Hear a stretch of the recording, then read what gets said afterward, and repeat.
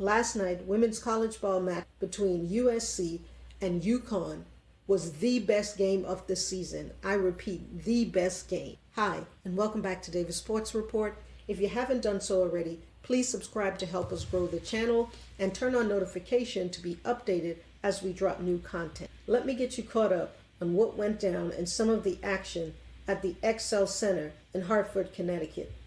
The game had everything: comebacks, clutch plays, and breakout performance. USC and Juju Watkins had a plan going into the game: avenge the Elite Eight loss to Uconn. USC came out and jumped all over Uconn, going on a 9-0 run before Sarah Strong hit 2 free throws, surprisingly passive, contributing only 7 points in the opening half. Helping to keep the Huskies in the game was the freshman phenom, Sarah Strong, who was a do-it-all machine all night long. She was the top player for her team in every statistical category, registering 13 rebounds, 5 assists, 4 steals, 1 block, and matching Paige with 22 points. In USC, they seemed to be locked in, providing key buckets and offensive boards at the right time. Kiki Arioffen had a huge game, a double-double of 11 rebounds and 16 points. She also added 6 assists. Rhea Marshall had 9 rebounds and 6 points. The return of Kennedy Smith from injury back into the starting lineup was a key contributor in tonight's win. In 23 minutes, knocking down 3 of her 6 three-pointers and finishing with 9 points and 3 rebounds. Her timely shooting stretched Uconn's defense. Uconn also saw the return of AZ Fudd, though in limited action, 8 minutes, she contributed 15 of her 22 points in the second half. At one point, taking a brief lead, 65-64, late in the game. USC maintained their composure, tying the game at 67-67, snatching the lead back for the win at 72-70. This victory marks USC's first ever win over Uconn, serving as a redemption for their loss in the previous season's Elite Eight. The game was lost. Proud of the team that they came out of the locker room to play in the second half. Kind of disappointed and not at all happy with the team that came out to start the game. So we gotta figure out what the difference is between those two teams, and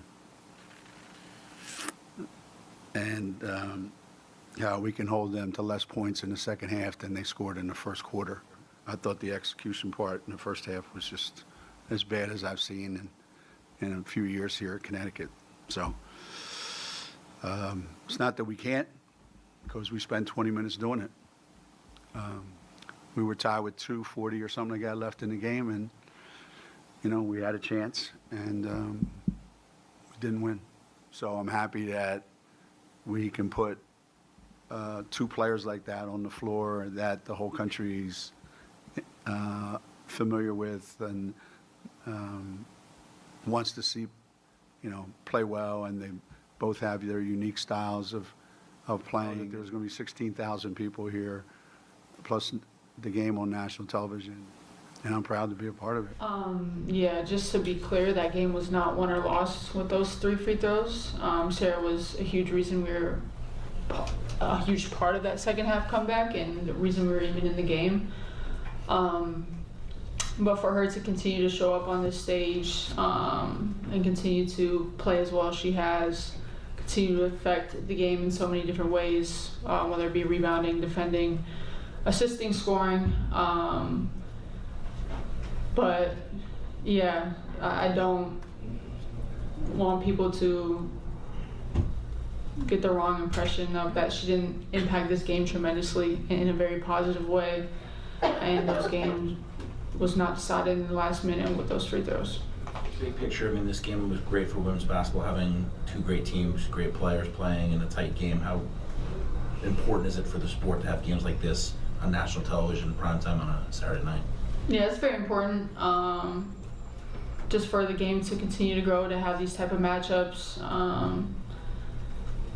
and for people to not shy away from it or be afraid of it, but actually to embrace it and schedule more opponents like these, schedule more home and homes, just having more showcases and games like this to continue to grow the game. South Carolina's head coach Don Staley chimed in on social media writing, "Say it along with me. Thank you, women's basketball." If you enjoyed this video, give it a thumbs up, comment, like, subscribe, and we'll see you in the next video.